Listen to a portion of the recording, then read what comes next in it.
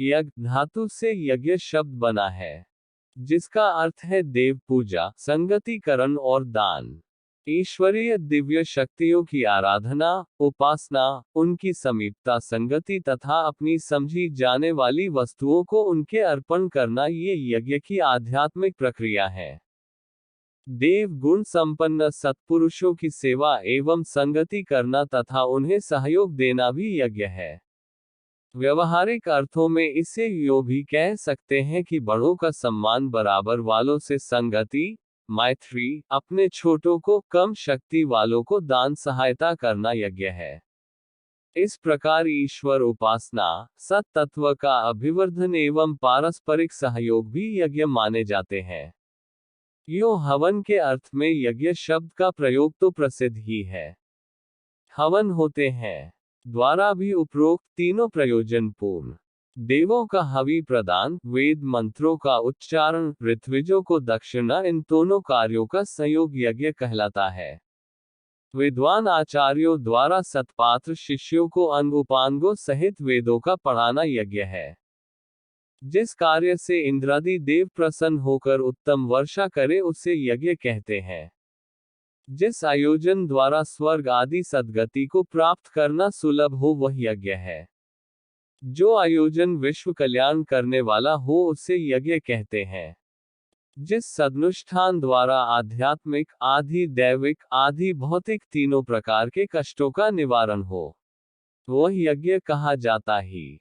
वेदमंत्रों द्वारा देवोद्देश्य के लिए दान करना यज्ञ है। देव पूजा, देवों का पूजा सत्कार भाव यज्ञ है। जिस कार्य के द्वारा देवताओं का सम्मान किया जाए वह यज्ञ है। जिससे देवों का पूजन किया जाए उसे यज्ञ कहते हैं। जिससे देवों को पूजित एवं तृप्त किया जाए वह यज्ञ है। संगतिकरण, श्रेष्ठ पुरुषों को धर्म, देश, जाति की मर्यादा की रक्षा के लिए संगठित एवं एकत्रित करना यज्ञ है। जहां विश्व कल्याण के लिए श्रेष्ठ, विद्वान, वेद्य पुरुषों को आमंत्रित एकत्रित किया जाता है वह यज्ञ। जिस आयोजन में बंधु बांधवों, स्नेह संबंधियों को पारस्परिक संगठन के लिए प्रेम एवं सम्मान के साथ एकत्रित किया जाता है वह यज्ञ है। दान, देश काल पात्र का विचार करके सदुद्देश्य के लिए जो धन दिया जाता है उसे यज्ञ कहते हैं। देवों के निमित्त श्रद्धा पूर्वक जिसमें दान किया जाता है उस कार्य को यज्ञ कहते हैं। भगवान को आत्म समर्पण करने की क्रिया यज्ञ है। इन्यन्ते संतोष्यन्ते याचका यन कर्मण स यज्ञ, याचकों को संतुष्ट करना यज्ञ है। इस तरह ये शब्द के तीन अर्थ है। 1 देव शक्तियों की पूजा, 2 संगतिकरण, 3 दान। परमात्मा अपने आप की सर्वप्रथम दिव्य शक्तियों के रूप में प्रकट करता है। ये शक्तियां ही संसार के नियम, नियंत्रण, पालन पोषण और विकास में सहायक होती है। उनकी पूजा द्वारा उन्हें प्रसन्न करना, उनकी उपासना अर्थात उनके समीप बैठकर उन दिव्य शक्तियों से ओतप्रोत होना तथा अपनी प्रिय वस्तुएं उन्हें समर्पित करना, जिससे कि उनकी भी शक्ति का विस्तार हो और वे विश्व के कल्याण का कार्य निरंतर करती रहें। मनुष्य की शक्ति और उसकी पहुंच बहुत सीमित है। स्थूल रूप से वह इन दिव्य शक्तियों से संपर्क स्थापित नहीं कर सकता है। सूर्य के पास जाकर कोई बैठना चाहे तो उसका अस्तित्व ही न रह पाएगा। अग्नि, इंद्र, वरुण, यह सभी शक्तियां हैं। शक्तियों से स्थूल संपर्क नहीं साधा जा सकता, इसलिए तत्ववेताओं ने उसके लिए एक विज्ञान की खोज की। वेद मंत्रों के उच्चारण के साथ अग्नि के मुख में आहुतियां डालते हैं। शब्द शक्ति भावनाओं के साथ पदार्थ को सूक्ष्म बनाकर ऊर्ध्व लोकों तक पहुंचती है। अग्नि को खुद को वहन करने वाली और देवताओं का पुरोहित कहा है। मंत्र से जिस शक्ति की प्रेरणा होती है, अग्नि उस आहुति को उस देवता तक पहुंचा देती है। इस विज्ञान को अपनी सूक्ष्म दृष्टि से ऋषियों ने खोजकर मानव जाति की कठिनाई दूर कर दी और किसी भी देव शक्ति से संपर्क स्थापित कर लाभान्वित होने का मार्ग प्रशस्त कर दिया। आहुतियों से देवता प्रसन्न होते हैं, उनका आदर होता है, स्तुति होती है, यही उनकी पूजा है। प्रत्युपकार में वे अपनी शक्ति देते हैं। अग्नि का गुण है गर्मी, तेजस्विता और सक्रियता। अग्नि की उपासना का अर्थ है अपने में इन गुणों और शक्तियों का विकास। मरुत का गुण है हल्कापन, सर्वगमन की शक्ति, प्राण संवर्धन। मरुतों की उपासना से प्राणों पर नियंत्रण, दूर श्रवण, दूरदर्शन आदि की शक्ति का विकास आदि होता है। सभी देवता विभिन्न शक्तियों सामर्थ्यों वाले हैं। जब उन गुणों का अपने में प्रस्तुतिकरण होता है तो वह गुण अपने भीतर खींचे चले आते हैं। ये शक्तियां ही सिद्धि और चमत्कार के नाम से जानी जाती हैं। वस्तुतः उसमें मनुष्य का कुछ नहीं होता, सब शक्तियां ही होती हैं जो चमत्कार के रूप में प्रकट होती हैं। यह मनुष्य को देवताओं की संगति से मिलती है। ये यज्ञ का दूसरा चरण है। व्यक्ति के पात्रत्व, समय और परिस्थितियों के अनुरूप किसी की आवश्यकता को पूरा करना, दान देना भी यज्ञ है। दिया किसको जाए यह एक जटिल पहेली है। तथापि उसका उचित हल भी ऋषियों ने प्रस्तुत किया कि अपनी प्रिय वस्तुएं देवताओं को दी जाए। चूंकि देवता किसी वस्तु का संचय नहीं करते वरन पाई हुई वस्तु का हजारों गुना विस्तार करके लौटा देते हैं, इसलिए देवताओं को दी हुई वस्तुएं स्वतः सैकड़ों लोगों तक पहुंच जाती है। इसलिए सर्वप्रथम देवताओं को दिया जाए, भगवान को समर्पित किया जाए, ये यज्ञ है। इन तीनों अर्थों का विचार करने से आज की परिस्थितियों में जो निष्कर्म निकलते हैं वे इस प्रकार हैं। 1. संसार में जो देवी और आसुरी शक्तियां काम कर रही हैं, उनमें से देवत्व की, सतोगुण की, न्याय और धर्म पक्ष की पूजा, उपासना एवं सहायता की जाए, उसी में श्रद्धा रखी जाए और अपना प्रत्येक कदम उसी दिशा में अग्रसर किया जाए। असुरता को हटाने, उससे लड़ने और उसका विरोध करने के लिए सदैव तत्पर रहना चाहिए। यदि मजबूरी के कारण बुराई की परिस्थिति में रहना पड़े तो भी उसको मानसिक रूप से कभी स्वीकार न करना चाहिए, वरन कम से कम उससे मानसिक घृणा तो रखनी ही चाहिए और उस परिस्थिति से छुटकारा पाने के लिए प्रभु प्रार्थना तथा प्रयत्न भी करते रहना चाहिए। असुरता का पक्ष ग्रहण करना और उसी में तल्लीन हो जाना असुर पूजा है। यज्ञ में श्रद्धा रखने वालों को इससे बचना चाहिए। 2. संसार में फूट, द्वेष, विलगांव, घृणा के भाव पहले से ही बहुत ज्यादा है। उनको बढ़ावा न देकर ऐसा प्रयत्न करना चाहिए कि एकता, मेल, प्रेम, संगठन, सहयोग तथा पारस्परिक आत्मीयता का वातावरण बढ़े। एक दूसरे के साथ उदारता तथा सेवा सहायता का व्यवहार करें।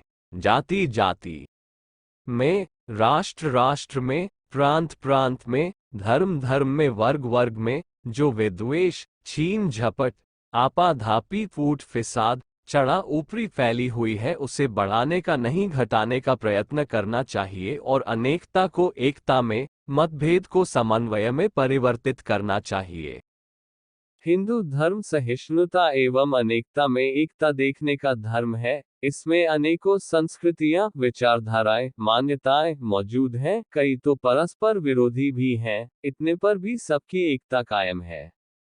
अनेक दर्शन, अनेक वाद, अनेक सिद्धांत, अनेक मत रहते हुए भी मनुष्य सद्भाव और सहिष्णुता पूर्वक आपस में रह सकते हैं और लड़ने झगड़ने की अपेक्षा प्रेम पूर्वक विचार विनिमय द्वारा, संगतिकरण द्वारा परम लक्ष्य तक पहुंच सकते हैं। इस संगतिकरण को दृष्टि में रखना यज्ञ का आवश्यक अंग है। 3. परमात्मा ने जो कुछ हमें दिया है वो हमारे ही भोगने या संचय करने के लिए नहीं है।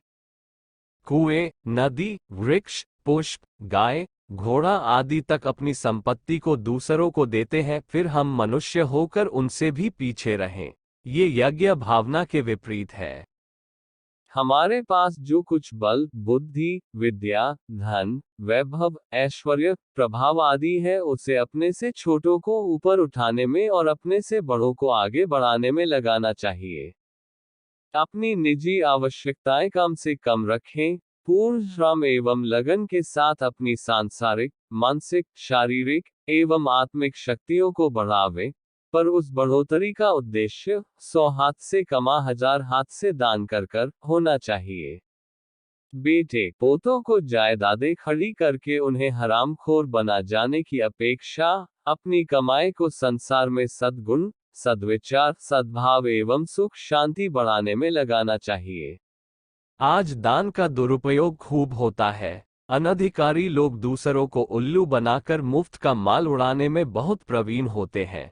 इनसे बचना उचित है, परंतु अपनी शक्तियों को सत्कर्मों के लिए दिल खोलकर खर्च करने में भी कंजूसी न करना है।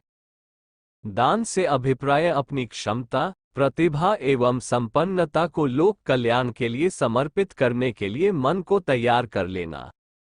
यह उदारवादी दृष्टिकोण ही मनुष्य को त्याग बलिदान के लिए परमार्थ पथ पर बढ़ने के लिए प्रेरित करता है। दान प्रवृत्ति पर ही सृष्टि का अस्तित्व है, संसार की गतिशीलता कायम है। पिंड से लेकर ब्रह्मांड तक में यही परंपरा क्रियारत है। सृष्टि के संतुलन एवं सुव्यवस्था का कारण है। एक भ्रूण के लिए भी यह भंग हो जाए तो संपूर्ण गतिचक्र में अवरोध उत्पन्न हो जाएगा। मनुष्य से लेकर मनुष्येतर जीवों का अस्तित्व इस बात पर ही निर्भर करता है। सहयोग की त्याग की प्रवृत्ति पर ही व्यक्ति एवं समाज का विकास निर्भर करता है। मनुष्य को जीवंत अस्तित्व स्वयं में मां के त्याग एवं बलिदान का परिचायक है। अपने रक्त से मां परिपोषित करती हुई 9 माह तक कष्ट सहती है। इस उत्कृष्ट त्याग के फलस्वरूप ही सुंदर आकर्षक मनुष्य आकृति प्रकट होती है। पिता के संरक्षण, परिपोषण से लेकर सामाजिक सहयोग की परंपरा में यज्ञ में दान की ही प्रवृत्ति काम करती दृष्टिगोचर होती है। मनुष्य ही नहीं, मनुष्येतर जीवों और वृक्ष वनस्पतियों में भी सहयोग की प्रवृत्ति ही उनके अस्तित्व को बनाए रखती है, परस्पर एक दूसरे को आबद्ध करती है। दान के महत्व और इसके व्यक्ति एवं समाज के उत्कर्ष में योगदान के रहस्य से ऋषि अवगत थे। यही धारण है कि उन्होंने हर सूक्ष्म एवं समर्थ व्यक्ति को अपनी क्षमता एवं प्रतिभा को समाज के लिए उत्सर्ग करने की प्रेरणा दी है। समर्थों का अनुदान अभावग्रस्तों, निर्बलों को न मिले तो समाज की सुव्यवस्था स्थिर नहीं रह सकती। समर्थ यदि अपनी समर्थता को समाज के लिए न प्रस्तुत करे तो अव्यवस्थाएं फैलती हैं। ये प्रवृत्ति मानवीय गरिमा के प्रतिकूल और कठोरता अमानवता की परिचायक है। यज्ञीय प्रेरणा। यज्ञ की प्रेरणा है दान, त्याग एवं बलिदान के लिए सहर्ष अपने को प्रस्तुत करने के लिए प्रेरित सहमत करना। दूसरा आधार भी कम महत्वपूर्ण नहीं है। संगतिकरण से अभिप्राय है एक रूप कर लेना, समान बन जाना, आकृति एवं प्रकृति में एक रूपता स्थापित हो जाना। यज्ञ संगतिकरण की प्रेरणा देता है। ईश्वर के प्रतीक स्वरूप विश्व से तादात्म्य स्थापित कर सब में उसका दर्शन कर एक रूप हो जाना। अपनी चेतना को विश्व चेतना में विलीन कर देना। लकड़ी अग्नि के संपर्क में आकर उसी का रूप ग्रहण कर लेती है। सामान्य नदी नाले भी गंगा में मिलकर गंगाजल बन जाते हैं। ईश्वर श्रेष्ठ एवं दिव्यताओं से ओतप्रोत है। उसकी संगति व्यक्तित्व में इन्हीं विशेषताओं के रूप में परिलक्षित होनी चाहिए। संगतिकरण संपूर्ण प्रकृति में आमूल चूल परिवर्तन कर देता है। आकृति भी बदल जाती है। विश्व चेतना विश्व मानव के साथ संगतिकरण अंतः की उदात्तता एवं महानता के रूप में दृष्टिगोचर होती है। विश्व चेतना के साथ तादात्म्य आत्मवत सर्वभूतेषु वसुधैव कुटुंबकम की भावना के रूप में प्रकट होती है। सामान्यतया मनुष्य का संगतिकरण पदार्थों से होता है। फलतः पदार्थों के जड़ संस्कार को ही ग्रहण करता है। भौतिक वस्तुओं की आसक्ति मृग तृष्णा के समान है। अतृप्ति एवं असंतोष का कारण बनती है। चेतना की दिव्यता, सरसता एवं मधुरता की अनुभूति नहीं हो पाती। संगतिकरण पदार्थों से होता है, फलतः शाश्वत सुख से सदा वंचित बने रहते हैं। यज्ञ अपनी सत्ता से चेतना का विश्व चेतना के साथ संगतिकरण करने की प्रेरणा देता है। अपनी सत्ता सत्ता के रूप में सभी प्राणियों में विद्यमान है। उसको परम सत्ता से प्राणी साथ में समाये चेतना के साथ संपर्क जोड़ा जा सके, एकरूपता बन सके तो विश्व चेतना की विशेषताओं एवं विभूतियों से संपन्न बना जा सकता है। यज्ञ उसी की प्रेरणा देता है। संगतिकरण की फलश्रुति है मानव मात्र प्राणी मात्र में अपनी ही सत्ता की अनुभूति करना। यही है वह मानवीय आधार जिसकी भाव अभिप्रेरणा द्वारा मनुष्य उदात्त बन जाता है। जब सब में अपनी ही सत्ता विद्यमान है तो अपने पराये का भेद कैसा? प्रत्येक के दुख अपने जैसे लगने लगेंगे। मनुष्य को समाज के समष्टि की प्रगति में ही अपनी उन्नति दिखाई देगी। संकीर्णताओं के बंधन कट जाते हैं। परमार्थ में मनुष्य मात्र के कल्याण में ही सुख की अनुभूति होती है। संगतिकरण का सिद्धांत विश्व बंधुत्व की वसुधैव कुटुंबकम के सपने को साकार करने में सशक्त भूमिका संपादित कर सकता है। यज्ञ का तीसरा अर्थ होता है देव पूजन। लोक व्यवहार में उसे सेवा कहते हैं। देव पूजन अर्थात देव प्रवृत्तियों की अभ्यर्थना, आराधना। इसके लिए सेवा का मार्ग अपनाना होता है। समाज में देवत्व बड़े स्वर्गीय परिस्थितियों का निर्माण हो, ये सेवा अवलंबन द्वारा ही संभव है। सेवा अर्थात अपनी शारीरिक एवं मानसिक क्षमता को पीड़ा एवं पतन में नियोजित करना। यह मनुष्यता का मेरुदंड है। करुण हृदय भाव दूसरों की पीड़ा को देखकर द्रवित ही नहीं हो उठता वरन कुछ कदम उठाने ठोस के लिए प्रेरित भी करता है। देवता की पूजा इसी रूप में हो सकती है।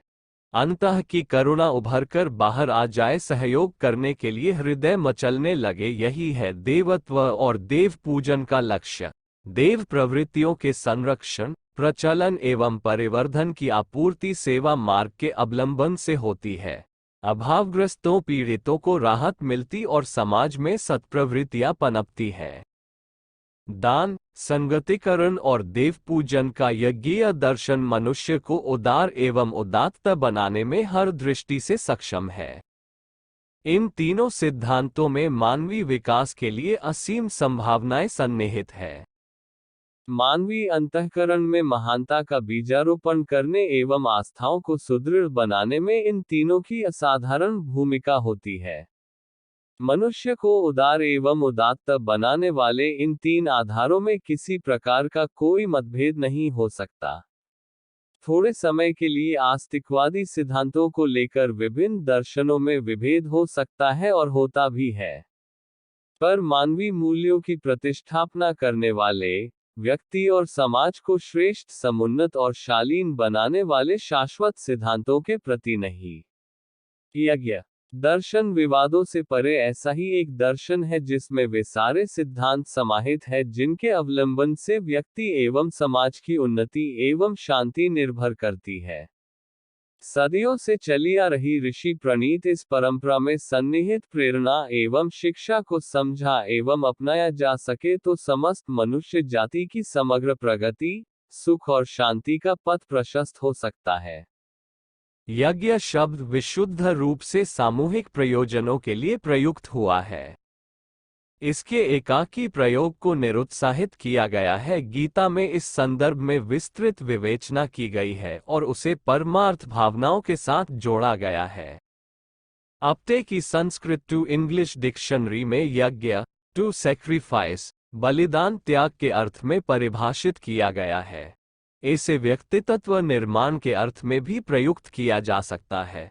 उत्कृष्ट भावनाओं के लिए भी नेत्रदान यज्ञ, भूदान यज्ञ, ज्ञानदान यज्ञ आदि शब्दों में हम शब्द को परमार्थ प्रयोजनों के लिए ही प्रयुक्त किया गया है, जिसका लक्ष्य लोक सेवा के माध्यम से आत्म कल्याण का लक्ष्य प्राप्त करना भी समझा जा सकता है। N.C. वंद्योपाध्याय ने अपने ग्रंथ development of Hindu polity and political theories में इस तथ्य को स्वीकारते हुए ऋग्वेद के मंडल 2 से मंडल 9 तक की अनेक ऋचाओं का हवाला दिया है। पश्चिमी मनीषी ए बार्थ ने रिलीजन्स ऑफ इंडिया में यज्ञ को मानव समाज और प्रकृति के बीच मधुर संबंधों की व्यवस्था बताया है। सजोष तादिवो नरो यज्ञस्य केतुमिन्धते मानुषोजन सुमनायु जोहवे अध्वरे। ऋग्वेद 6:2 अर्थात लोग यज्ञ की सूचक अग्नि को प्रदीप्त करते हैं और मानव जाति मानुषो जन पवित्र अनुष्ठान में अग्नि को आमंत्रित करती है। मंत्र का हवाला देते हुए यज्ञ को समाजनिष्ठ सहकारिता का अलौकिक प्रयोग बताया है। सच्चाई भी यही है, यज्ञीय प्रवृत्ति यह है कि उपयोगी पदार्थों को निज के लिए सार्वजनिक हित के लिए वायुभूत बनाकर बिखेर दिया जाए। वसुधारा में समष्टि में व्यष्टि के समर्पण की ही भावाभिव्यक्ति है। यज्ञ कृत्य के प्रायः सभी क्रियाकलाप ऐसे हैं जिनमें अनेकों के सहयोग की आवश्यकता पड़ती है। पवित्र जलाशयों का जल, पवित्र वनस्पतियों का संग्रह, कुंड, मंडप निर्माण आदि में आरंभ से अंत तक होने वाले क्रिया कृत्यों में सामूहिकता सहकारिता की आवश्यकता पड़ती है। मंत्रोच्चारण से लेकर आहुति दान परिक्रमा जैसे सभी कृत्यों में एकरूपता समस्वरता का ये तत्वदर्शन ही व्यक्ति को महान बनाता है। विराट ब्रह्म की कल्पना के साथ साथ यज्ञावशिष्ट ही खाने का निर्देश है। जो दिए बिना खाता है सो चोर है। देवताओं ने यज्ञ से देवत्व प्राप्त किया जैसी सूक्तियां मिलती हैं। इन प्रतिपादनों में समाज परायणता की प्रेरणा है।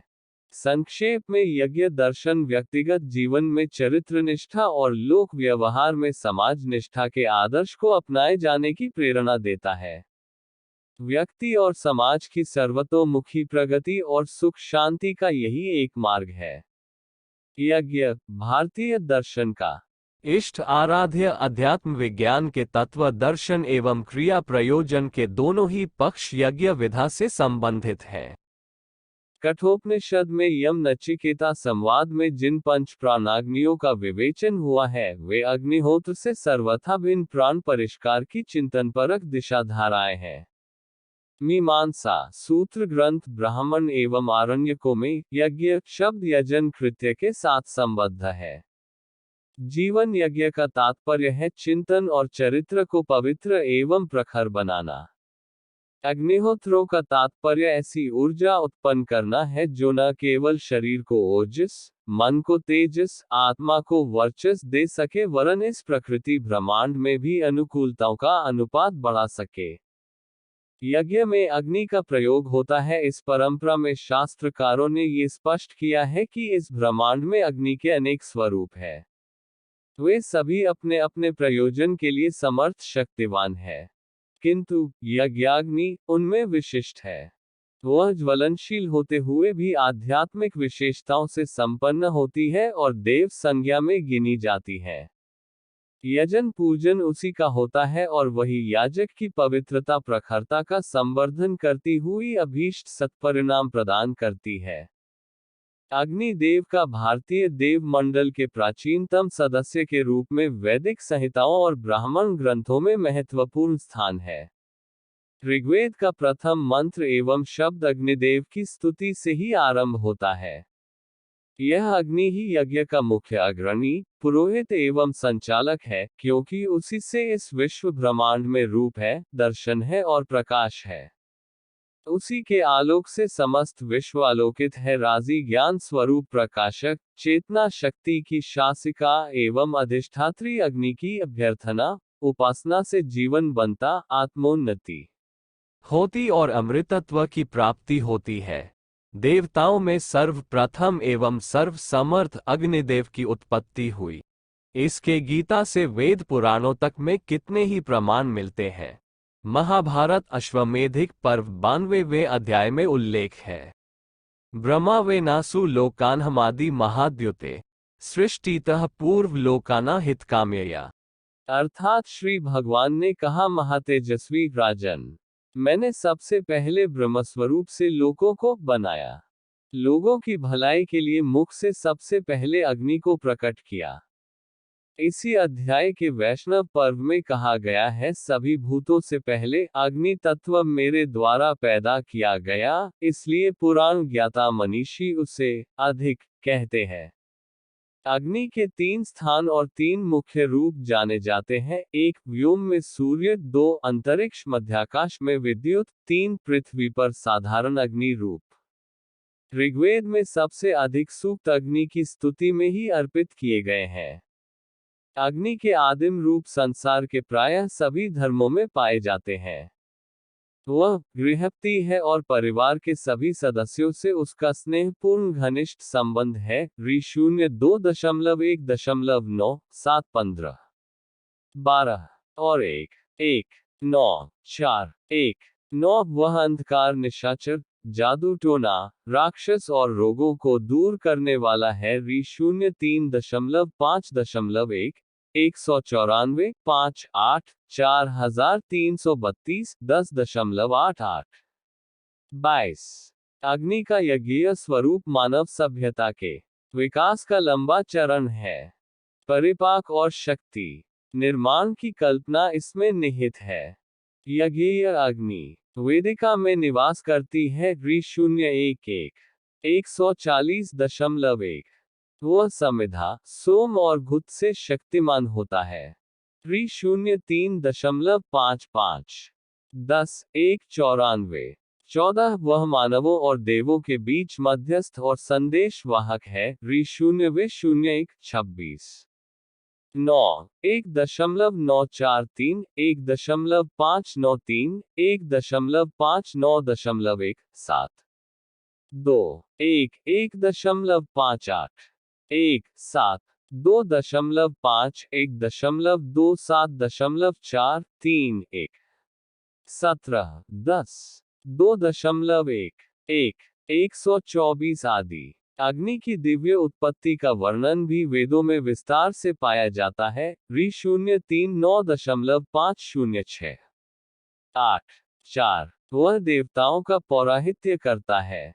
वह यज्ञों का राजा है। राजा त्वमध्यव्रणाम। ऋ 0-03.1-1.18 7.11 4 2.8 3 8 43 24 आदि। नैतिक तत्वों से भी अग्नि का अभिन्न संबंध है। अग्नि सर्वदर्शी है। उसकी 100 अथवा 2000 आंखें हैं जिनसे वह मनुष्य के सभी कर्मों को देखता है। ऋ 0-10.7-9.5 उसके गुप्तचर हैं। वह मनुष्य के गुप्त जीवन को भी जानता है। वह रीत का संरक्षक है। ऋ 0-10.8.5 अग्नि पापों को देखता और पापियों को दंड देता है। ऋ 0-4.3.58 4 4-5 वह पाप को भी क्षमा करता है।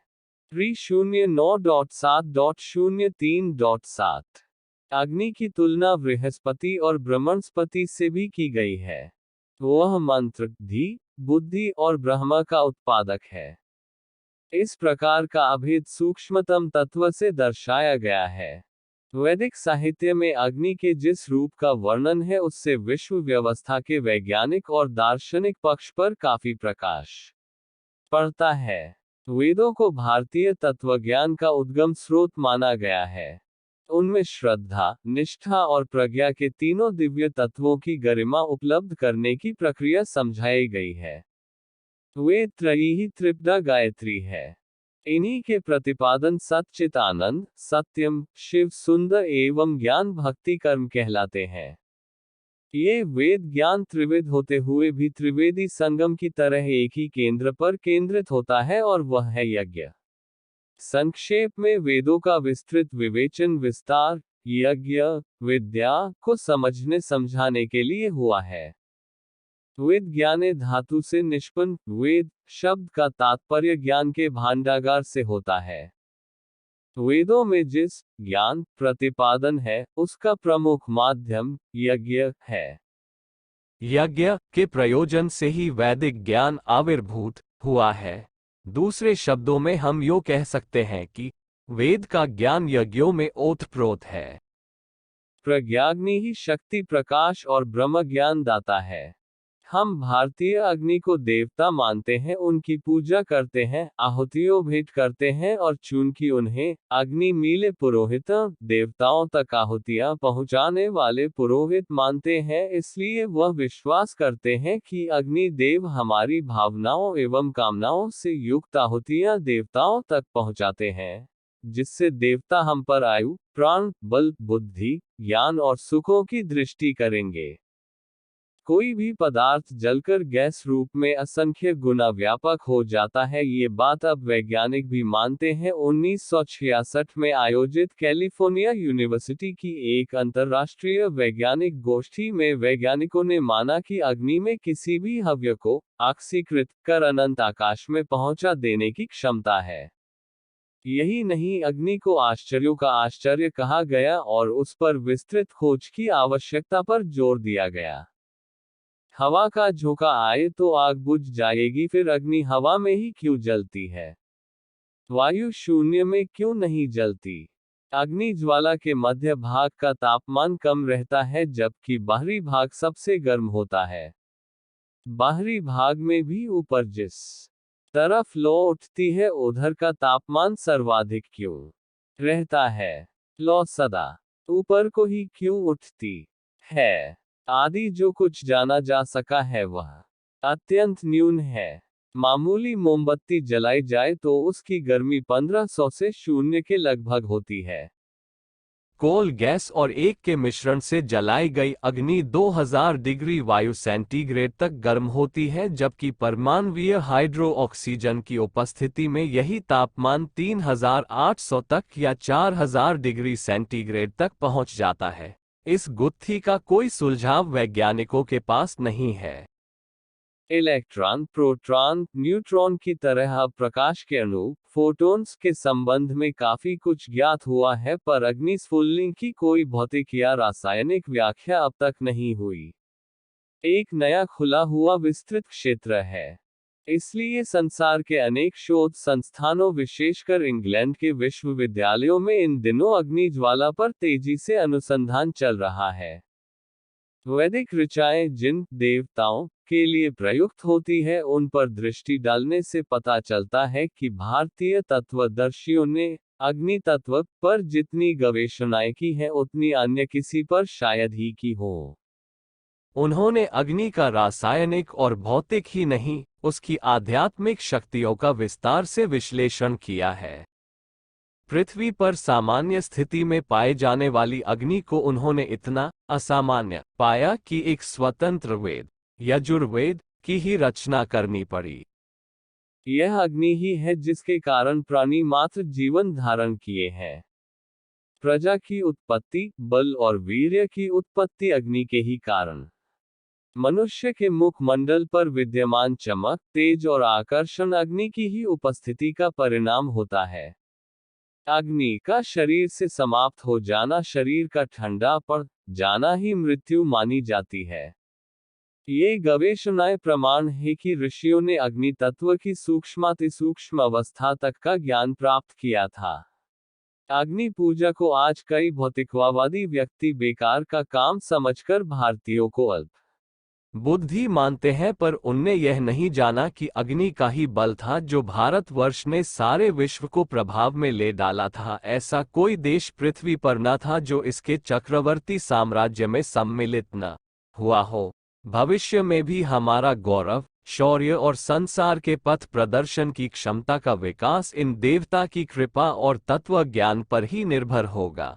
आकाश, वायु, अग्नि, जल और पृथ्वी, इन पंच महाभूतों में अग्नि का स्थान तीसरा है।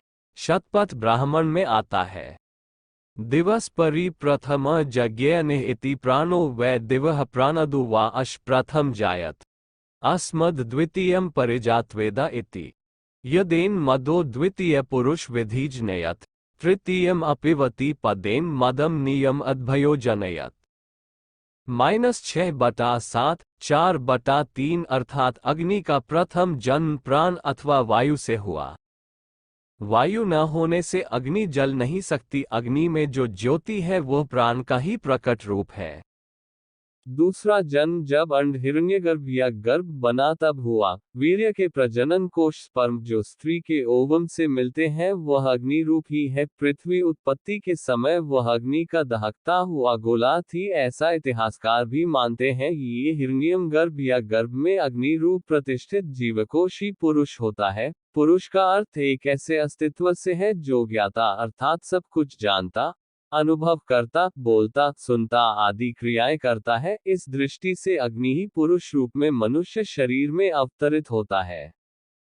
अग्नि की लौ में मध्य भाग जातवेद अग्नि कहलाता है, वही सब वस्तुओं का ज्ञाता होता है। वेदों का गहन अनुसंधान करने वाले विद्वान एगलिंग ने भी वेद का अर्थ दी नोअर ऑफ बीइंग्स माना है। तीसरा अग्नि का अपो में हुआ अर्थात अग्नि से ही जल की उत्पत्ति हुई, और जिस तरह प्रत्येक भूत दूसरे भूत तत्व में समाया रहता है, अग्नि भी जल में समाविष्ट हो गए।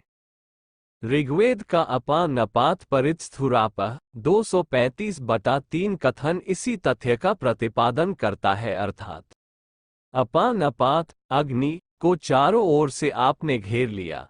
आपह की परिभाषा महाभारत में इस तरह की है, अपा शैत्यम रसः क्लेदो द्रवत्वम स्नेह सौम्यता जिहा विस्यंदना चापी भौमाना श्रवणा तथा -261/4 अर्थात भूमिगत अप जल का गुण, शैत्य रस गीलापन, द्रवत्व स्नेह, सौम्यता जिहा विस्यंदन एवं उबलना भी है।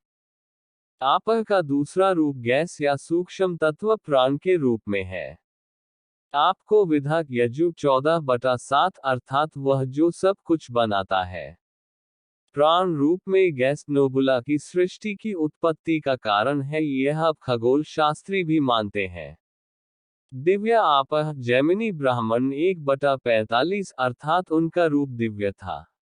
प्राण वस्तुतः एक चमकदार तत्व है जिसमें 7 अग्नि के सभी गुण होते हैं।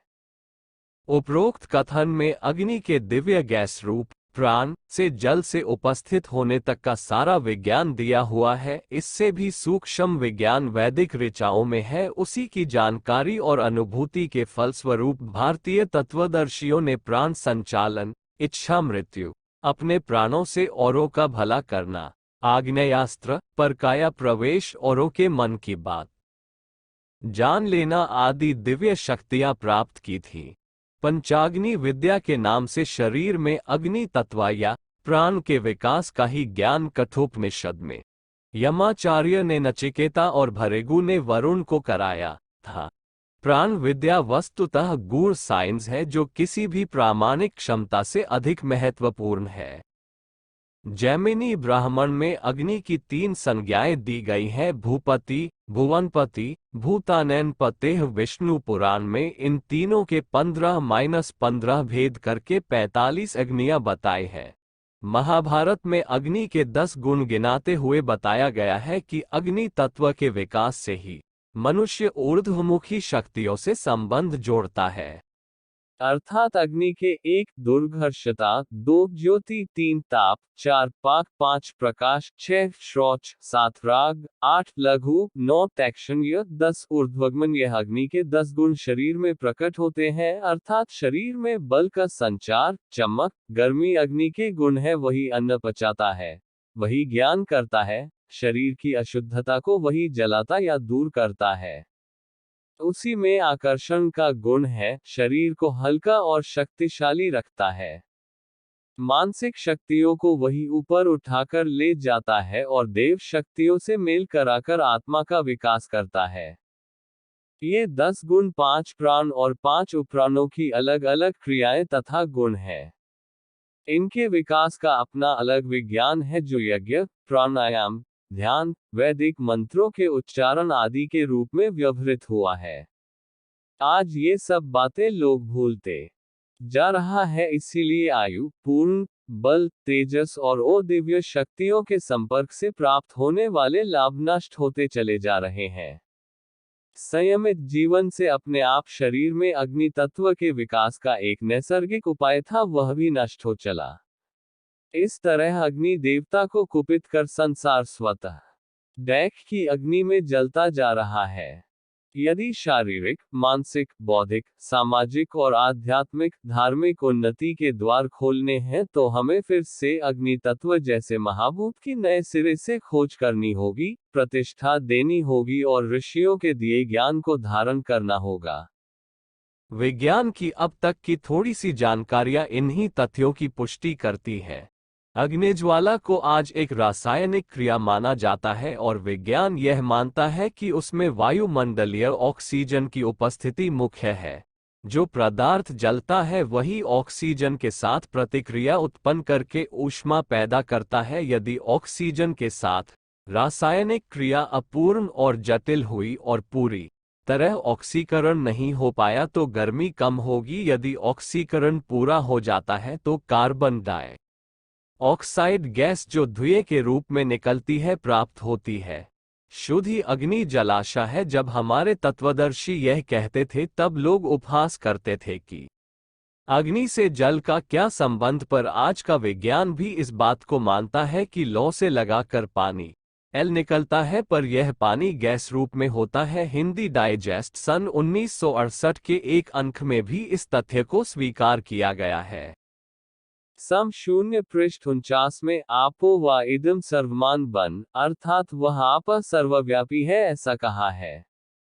तैतरीय सम 0 5/2 एक अग्नि का प्रयत्न छंद अर्थात प्रवाहिया वेव्स बताया है। उससे इस बात में संदेह नहीं रह जाता कि आकाश में जो सूक्ष्म अग्नि तत्व है या आपके संवाहक नोबुलाज है उनमें मनरूपी प्राण स्फुल्लिंग को प्रवाहित कर सूक्ष्म लोकों की गतिविधियों का ज्ञान प्राप्त किया जा सकता है। अभी तो भौतिक शक्तियों के उद्भव एवं उपयोगी परिवर्तनों में ही अग्नि का उपयोग प्रधान रूप से होता है। भोजन पकाने से लेकर धातु परिशोधन तक के अनेकानेक कार्य अग्नि द्वारा संपन्न होते हैं। तेल, कोयला, भाप, बारूद जैसे ईंधनों के सहारे अपने युग में यंत्रों का संचालन और अस्त्रों का संचालन होता है। अग्नि का उपयोग केवल मनुष्य ही जानता है, अन्य प्राणी तो उससे दूर भागते हैं। मानवीय प्रगति के लिए प्रयुक्तम हुए साधनों में जितना भाग अग्नि का है उतना और किसी का नहीं। विद्युत भी अग्नि का एक विशेष प्रकार हो है। अणु विखंडन एवं विकर्ण माध्यमों से प्रकट की जाने वाली ऊर्जा अग्नि ही है जो एक विशिष्ट तापधारा कही जा सकती है। आत्मिक प्रयोजनों में अग्नि का और भी विशिष्ट उपयोग है। तपश्चर्या योग साधना में अग्नि की समीपता एवं सहायता से अनेकों उपासनात्मक उपचार होते हैं। अग्नि पूजा हो यज्ञ प्रधान विषय 5 है। जाया दर्शन 4 जनवरी 62, मनुस्मृति 1-22 सिद्ध शिरोमणि गणिताध्याय गोपद ब्राह्मण -104 244 22, ऋग्वेद 1/1 आदि अनेकानेक शास्त्रवचनों में उपासनात्मक एवं आध्यात्म प्रयोजन में अग्नि को प्रमुख भाष्य माना गया है। इस प्रकार के उपयोग में आने वाली अग्नि को यज्ञाग्नि कहते हैं। उसके प्रकटीकरण एवं क्रियान्वयन की पद्धति को अग्निहोत्र कहते हैं। भौतिक अग्नि से जब तक मनुष्य का परिचय नहीं था तब की पिछड़ेपन और आज उस महाशक्ति के सहारे संभव हुई प्रगति वाली स्थिति की तुलना करते हैं तो दोनों के मध्य जमीन आसमान जैसा अंतर दिखाई पड़ता है। वही बात हैवी अग्नि के संपर्क के बिना और उसकी सहायता से संभव आत्मिक प्रगति के बारे में भी कही जा सकती। दैवी शक्तियों के साथ संपर्क बनाने और अनुग्रह पाने में अग्नि का सहयोग असाधारण है। अगरबत्ती धूप दीप में अग्नि की ही गरिमा है। यज्ञाग्नि तो प्रत्यक्ष ही विष्णु स्वरूप है।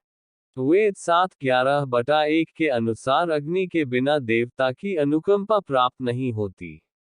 ऋग्वेद 7:1 7-7-11/1 तथा अथर्ववेद 5:12/2 के अनुसार हमारे अनुदान और प्रतिवेदन देवताओं के पास तक अग्नि के माध्यम से पहुंचते हैं।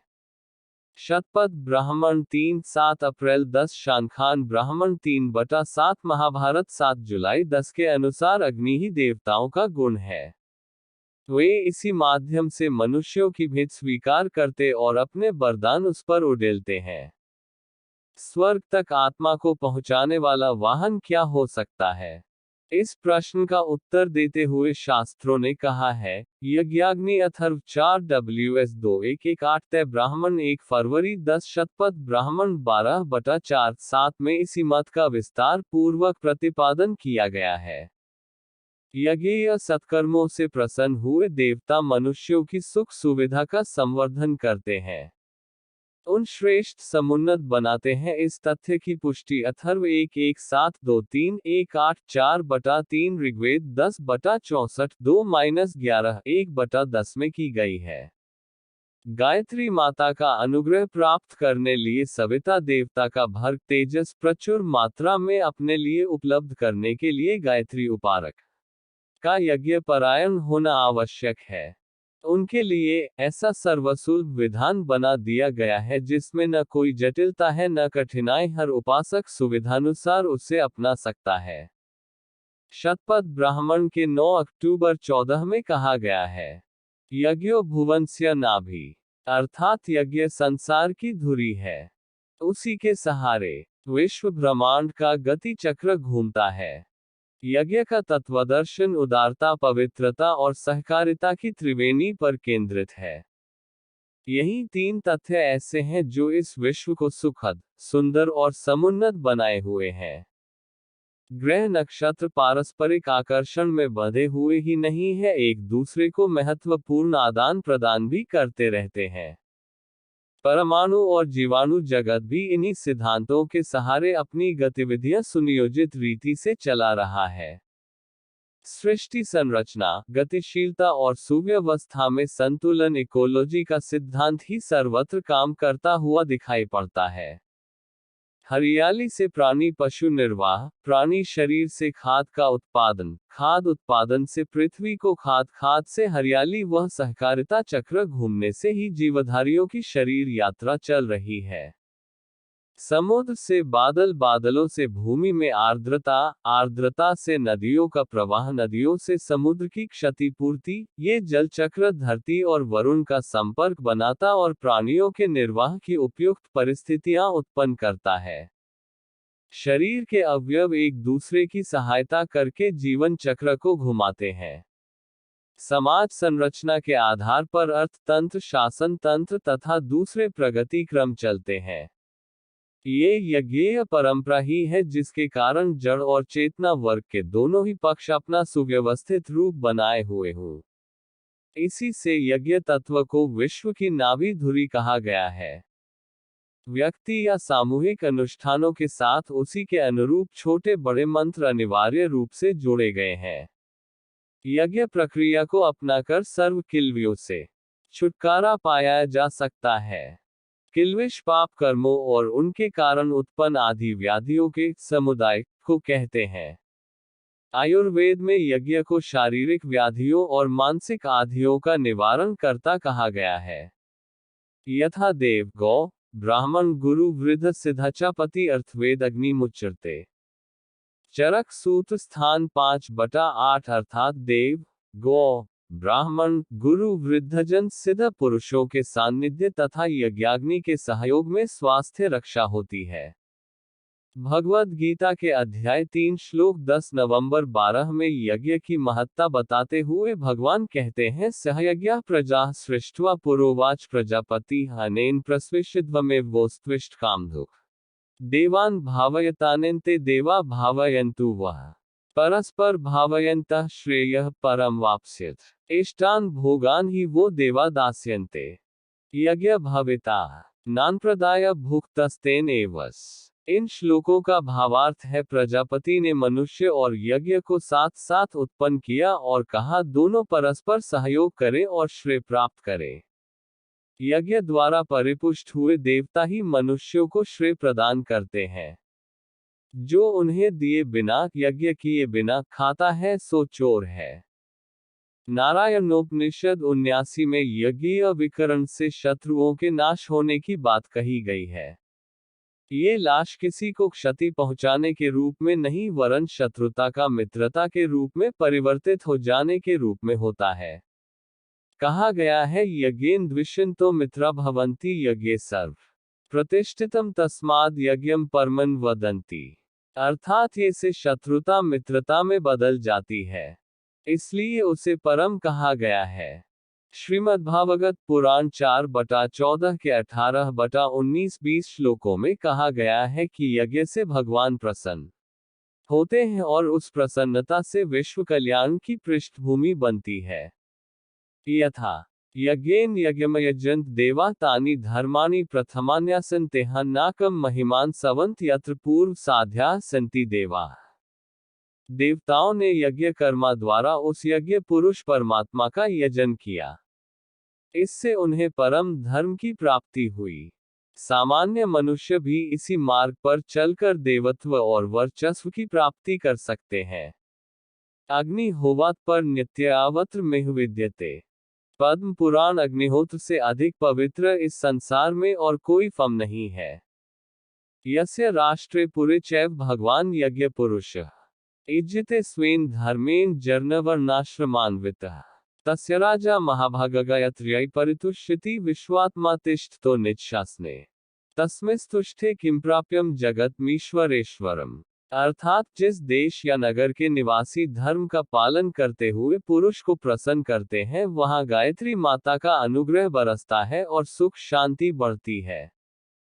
पद्म पुराण सृष्टि खंड के 3/124 में कहा गया है, याचाविता देवा वृष्युत्सर्गेण मानवा आप्या नन वे कुर्वन्ति यज्ञाः कल्याण हित्वा। अर्थात यज्ञ में प्रसन्न हुए देवता मनुष्यों पर कल्याण की वर्षा करते हैं।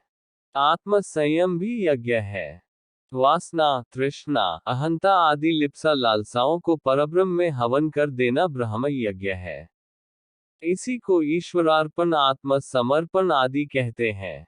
लौकिक महत्वाकांक्षाओं को, ऐषणाओं को महानु आदर्शों में विसर्जन कर दिया जाए तो वह आत्माहुति ब्रह्मयज्ञ बनकर आत्मकल्याण, ईश्वरीय अनुग्रह और लोक श्रद्धा के आधार पर मिलने वाली अगणित विभूतियां, सिद्धियां उत्पन्न करेगी। ऐसे यज्ञ को भगवान मनु ने ब्राह्मणत्व के उद्भव का प्रमुख आधार बताया है। वे कहते हैं, महायज्ञश्च यज्ञशिच ब्राह्मी यम कुरुते तनु। अर्थात यज्ञों और महायज्ञों की सहायता से इन्हीं सामान्य शरीरों को ब्राह्मण बनाया जाता है। ब्राह्मण किसी वंश विशेष में पैदा नहीं होता, वरन वह यज्ञोपचार से बनाया ढाला जाता है। मकरध्वज रसायन की विशिष्टता प्रसिद्ध है। उसमें पदार्थ तो साधारण ही होते हैं, पर विशेष अग्नि संस्कारों की पद्धति से उसे अमृतोपम बनाया जाता है। उसी प्रकार यज्ञ संपर्क में निरंतर रहने वाले शरीर बल एवं मनोबल के ही नहीं, आत्मबल के भी धनी बनते हैं। इन्हीं विशेषताओं से सुसंपन्न व्यक्ति ब्राह्मण कहलाते हैं। उन्हें सर्वसमर्थ माना जाता था और श्रद्धावंदन प्रस्तुत करके आशीर्वाद मांगा जाता था। उनके आशीर्वाद जिस दिव्य सामर्थ्य के सहारे फलित होते थे, उसका उपार्जन विशिष्ट साधनाओं के सहारे किया जाता था। इन साधनाओं में यज्ञ साधना का स्थान और महत्व सदा असाधारण माना जाता रहा है। ब्राह्मण परंपरा में यज्ञ को एक अनिवार्य आवश्यकता माना गया है। ब्राह्मण के 6 कर्म बताए गए हैं। इसे 3 युग्म भी कहा जाता है। 1 विद्या पढ़ना, विद्या पढ़ाना। 2 दान देना, दिलाना। 3 यज्ञ करना, यज्ञ कराना। इन 3 युग्मों में एक एक यज्ञ से संबंधित है। दूसरा अर्थ हुआ कि ब्राह्मण का 1/3 जीवन यज्ञ प्रक्रिया यज्ञ से संबंधित है। संध्या की तरह अग्निहोत्र भी उसके नित्य कर्म में सम्मिलित रखा गया है। इस अनुशासन का विशिष्ट लाभ यह है कि लोकसेवी परमार्थ परायण जीवन को शारीरिक एवं मानसिक दृष्टि से निरोग समर्थ होना चाहिए। यज्ञ सानिध्य से यह उभयपक्षीय समर्थता उपलब्ध होती है। इस तथ्य को ध्यान में रखते हुए उच्च स्तरीय समर्थता प्राप्त करने के लिए ब्रह्म कर्म में यज्ञ कृत्य स्थान दिया गया है। को प्रमुख यज्ञ से वायुमंडल का शोधन, वातावरण में व्याप्त विषाणुओं का नाश और आरोग्य रक्षा की कल्पना प्रायः हर भारतीय करता है। आरोग्य संदर्भ में यज्ञोपचार की सहायता से रोग निवारण और शक्ति संवर्धन के दोनों ही उद्देश्य पूरे हो सकते हैं। ये कार्य अन्य साधनों के सहारे भी साध सकता है, पर उनमें सात्विकता के उच्च स्तर का अभाव ही रहता है। मांस मदिरा से बने खाद्य पदार्थ भी शक्ति संवर्धन में किसी तरह सहायक हो सकते हैं, पर उन अभक्ष्यों में जुड़ी रहने वाली तामसिकता का प्रवेश भी उपयोगकर्ता के शरीर में होगा।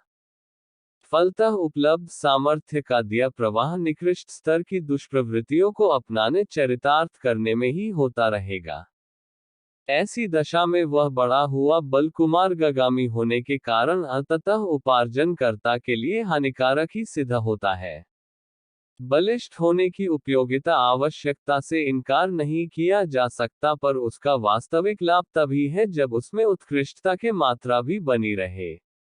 यज्ञ माध्यम से सूक्ष्मीकृत पुष्टि अपने प्रभाव क्षेत्र में ऐसी सामर्थ्य उत्पन्न करती है जो सच्चे अर्थों में बलिष्ठ बना सके और उस उपलब्धि का उपयोग उच्च स्तरीय प्रयोजनों में संभव हो सके। ब्राह्मण के लिए यह